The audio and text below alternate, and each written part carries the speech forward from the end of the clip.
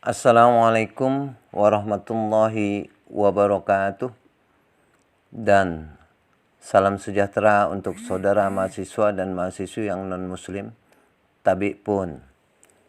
Saudara mahasiswa dan mahasiswi yang saya muliakan, pada pertemuan yang ke-10 ini saya akan memberikan materi atau melanjutkan materi dengan judul pengertian komunikasi bisnis, unsur, tujuan, teknik, dan jenisnya. Kita mulai dari yang pertama, dari pengertian komunikasi bisnis. Komunikasi bisnis merupakan salah satu hal yang penting dalam menjalankan suatu bisnis atau perusahaan.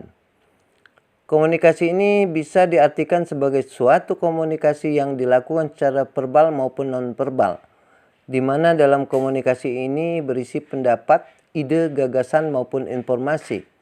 Komunikasi ini dapat dilakukan secara personal maupun impersonal. Untuk memahami pengertian komunikasi bisnis secara lebih lanjut, bisa kita lihat pengertian dari beberapa ahli. Kita lihat yang pertama, pendapat dari William Albick. Beliau mengatakan komunikasi bisnis adalah pertukaran informasi, gagasan, pendapat, instruksi yang punya target tertentu yang dihidangkan secara personal maupun impersonal melalui lambang atau sinyal. Kemudian pendapat dari Rosenblatt, beliau mendefinisikan komunikasi bisnis adalah suatu tindakan pertukaran informasi, ide, opini, instruksi, dan sebagainya yang disampaikan secara personal maupun non-personal melalui lambang dan sinyal untuk mencapai target perusahaan.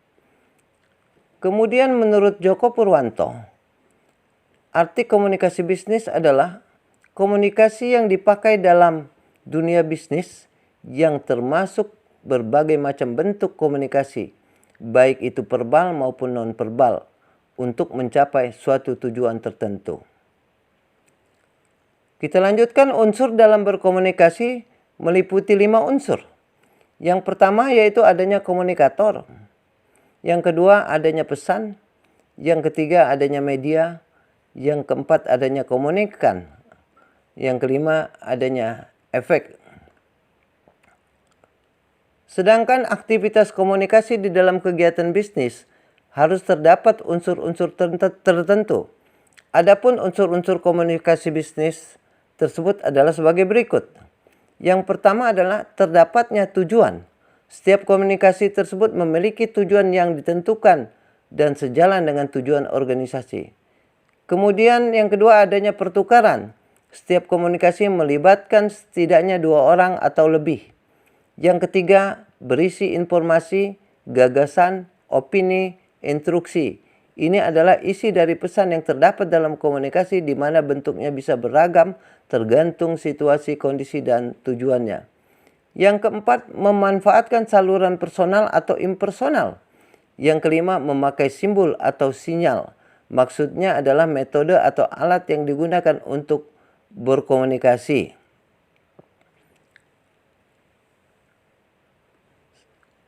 Selanjutnya adalah pencapaian target atau tujuan organisasi, di mana tujuan tersebut telah ditetapkan sebelumnya oleh pihak manajemen. Kita lihat tujuan komunikasi bisnis. Secara umum ada 4 fungsi dari komunikasi di dalam bisnis, yaitu memberikan informasi, melakukan persuasi, melakukan kolaborasi, dan melakukan integrasi. Dalam memberi informasi, tujuan pertama dalam komunikasi bisnis adalah memberikan informasi yang berkaitan dengan dunia bisnis kepada pihak lain. Sebagai contoh, seorang pimpinan suatu perusahaan membutuhkan beberapa pegawai baru yang akan ditempatkan sebagai staf administrasi di kantor-kantor cabang yang ada. Untuk memperoleh pegawai yang diharapkan, ia dapat memasang iklan lowongan kerja melalui media, surat kabar, majalah, radio, dan internet, dan sebagainya. Kemudian dalam melakukan persuasi atau pembujukan, dari sebuah komunikasi bisnis adalah melakukan persuasi kepada pihak lain agar apa yang disampaikan dapat dipahami oleh audiens dengan baik dan benar. Hal ini sering dilakukan terutama yang berkaitan dengan negosiasi antara seseorang dengan orang lain dalam bisnis. Kemudian dalam melakukan kolaborasi atau kerjasama bisnis antara seseorang dengan orang lain, melalui jalinan komunikasi bisnis, seseorang dapat dengan mudah melakukan kerjasama bisnis baik antara perusahaan domestik maupun dengan perusahaan asing. Saat ini kerjasama antar perusahaan di berbagai belahan dunia relatif mudah dilakukan seiring dengan semakin pesatnya kemajuan teknologi komunikasi dewasa ini. Kemudian dalam teknik dalam komunikasi bisnis. Dalam komunikasi bisnis terdapat 3 teknik utama. Perpaduan dari ketiga teknik tersebut akan membuat setiap orang dapat menangkap dan memahami pesan yang saudara sampaikan dengan jelas. Berikut ini 3 tipe teknik komunikasi. Yang pertama adalah teknik komunikasi verbal. Teknik ini digunakan untuk mendiskusikan sebuah gagasan atau ide, mengekspresikan opini, menjawab pesanan, dan pendengar yang baik. Komunikasi verbal yang efektif yaitu tentang pesan yang disampaikan dapat diterima dan berani untuk mendapat sanggahan atau tanggapan terhadap pesan yang telah disampaikan. Berikut ini beberapa kegiatan yang membutuhkan komunikasi secara verbal. Antara lain yaitu yang pertama adalah pada saat rapat, kemudian yang kedua pada saat telepon resmi, ketiga pada saat meeting proyek, dan keempat pada saat presentasi. Kemudian teknik komunikasi nonverbal, ini yang kedua. Menurut data laporan psikologi komunikasi bahwa lebih dari 90% pesan disampaikan melalui komunikasi nonverbal, yaitu 55% bahasa tubuh, 38% nada bicara, dan 7% adalah kata-kata yang disampaikan. Data ini menunjukkan bahwa bahasa tubuh adalah hal penting ketika berinteraksi dengan rekan bisnis. Kemudian yang ketiga, komunikasi tertulis. Email adalah salah satu contoh komunikasi tertulis yang paling mudah ditemui dalam komunikasi tertulis. Kebanyakan perusahaan menggunakan email atau media pesan elektronik lainnya untuk berkomunikasi dengan timnya. Meskipun email tampil lebih santai daripada surat biasa, email masih memiliki bobot yang sama tergantung bagaimana saudara menyampaikannya dan perusahaan Anda pun merasakannya. Hal-hal yang harus dipertimbangkan ketika berkomunikasi secara tertulis. Yang pertama yang akan kita lihat adalah audiens. Yang kedua adalah formalitasnya. Sedangkan yang ketiga adalah gaya. Tentang audiens, pikirkanlah tentang target audiens yang akan membaca emailmu sebelum kamu kirim. Mengenai audiens ini akan membantu untuk menambah nada pesanmu agar pesanmu lebih efektif.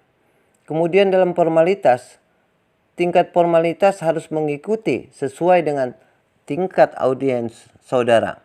Misalnya surat bisnis, maka harus ditulis secara formal daripada email dengan teman atau keluarga. Kemudian tentang gaya, jenis gaya yang saudara gunakan dalam komunikasi tertulis tergantung daripada keinginan yang saudara gunakan. Misalnya email harus sesingkat mungkin. Kemudian kita akan melihat kembali jenis komunikasi bisnis. Dalam komunikasi bisnis ini terdapat jenis-jenis komunikasi. Untuk memperlancar komunikasi dalam suatu bisnis, maka karyawan maupun staf lainnya harus memahami setiap jenis komunikasi ini. Yang pertama adalah komunikasi internal. Komunikasi internal ini merupakan salah satu komunikasi bisnis yang bersifat internal. Dalam hal ini dimaksudkan bahwa komunikasi ini terjadi di dalam sebuah organisasi atau perusahaan. Kemudian yang kedua adalah komunikasi vertikal. Dalam komunikasi vertikal ini biasanya dilakukan antar tingkatan. Jadi jika dalam perusahaan terdapat tingkatan jabatan atau posisi, komunikasi vertikal ini harus terjadi timbal balik dari komunikasi yang telah dilakukan. Kemudian yang ketiga adalah komunikasi dari atasan pada bawahan. Jenis komunikasi ini juga termasuk komunikasi internal, akan tetapi juga memperhatikan tingkatan atau jabatan pada sebuah organisasi tersebut. Kemudian yang keempat adalah komunikasi dari bawahan ke atasan. Jenis komunikasi bisnis ini bisa dianggap tidak sepenting komunikasi antara atasan pada bawahan. Bisa diartikan komunikasi ini merupakan kebalikan dari komunikasi dari atas ke bawah. Dalam komunikasi ini contohnya memberikan laporan rutin dari karyawan kepada atasan atau pimpinannya. Kemudian yang kelima adalah komunikasi horizontal. Komunikasi horizontal ini dilakukan pada tingkatan atau jabatan yang sama. Komunikasi ini biasanya bersifat lebih santai atau non-formal. Komunikasi ini tidak perlu memperhatikan kaidah dan bisa dilakukan dalam bahasa sehari-hari. Jenis komunikasi ini contohnya yaitu komunikasi yang dilakukan oleh sesama karyawan. Saudara, berdasarkan materi-materi yang kita bahas tadi, maka dapat disimpulkan yaitu bahwa setiap bisnis harus memiliki strategi komunikasi bisnis yang efektif dan baik yang diterapkan untuk setiap anggota karyawan. Saudara, dalam pembukuan misalnya, saudara harus memetakan dan memberikan komunikasi yang jelas tentang hak akses laporan keuangan dan proses pencatatan pembukuan bisnis. Jika hal tersebut tidak dilakukan, tentunya laporan keuangan saudara bisa saja digunakan oleh pihak yang tidak bertanggung jawab. Dengan akurat online, saudara dapat meminimalisir hal ini dengan fitur approval, yaitu fitur approval atau persetujuan transaksi adalah fitur pada akurat online yang berguna memberikan hak akses berbeda untuk setiap karyawan yang berbeda. Hal ini tentu akan meminimalisir kesalahan yang dilakukan oleh karyawan pembuat transaksi, juga menjaga data perusahaan saudara secara lebih baik. Saudara mahasiswa dan mahasiswi yang saya muliakan, demikian materi yang dapat saya sampaikan pada hari ini. Mudah-mudahan dapat dimengerti dan dapat bermanfaat bagi kita semua. Saya akhiri, wabillahi taufiq wal hidayah. Wassalamualaikum warahmatullahi wabarakatuh. Selamat siang.